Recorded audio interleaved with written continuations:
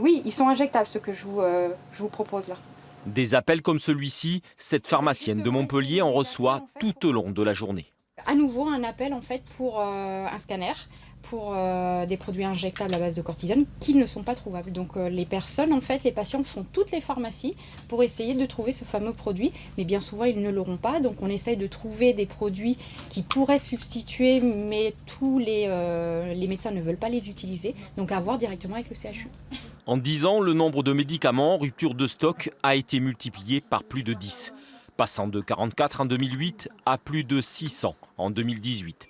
Aujourd'hui, les 2200 pharmacies de la région Occitanie doivent s'armer de patience et espérer une livraison de corticoïdes. Nous, on a réussi à anticiper un petit peu la pénurie. On a travaillé auprès de laboratoires directement qui nous avaient annoncé un petit peu ce problème. Donc on a réussi à avoir quelques boîtes, mais au fur et à mesure, forcément, notre stock diminue de plus en plus. Et tous les matins, on se retrouve à essayer de commander régulièrement des boîtes qu'on n'arrive toujours pas à avoir. La cortisone est la médication essentielle pour de nombreux patients touchés par des maladies inflammatoires.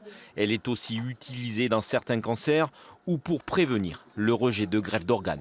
C'est toujours difficile en tant que pharmacien de se dire qu'un médicament majeur est en pénurie, qu'on ne peut pas fournir et qu'on n'a pas d'équivalent. Donc non, c'est assez incompréhensible. Il faudrait en fait qu'il y ait vraiment des stocks qui soient attribués à la France et qui soient gardés en majorité plutôt que d'aller vendre aux pays étrangers, qui est plus intéressant pour le laboratoire, c'est certain. Nous avons joint la direction d'OCP, leader de la distribution en France de médicaments. Elle déclare dans un communiqué que tous les acteurs de la chaîne sont concernés et précise que pour améliorer la disponibilité des médicaments en pharmacie, il faudrait renforcer le dialogue entre fabricants et distributeurs.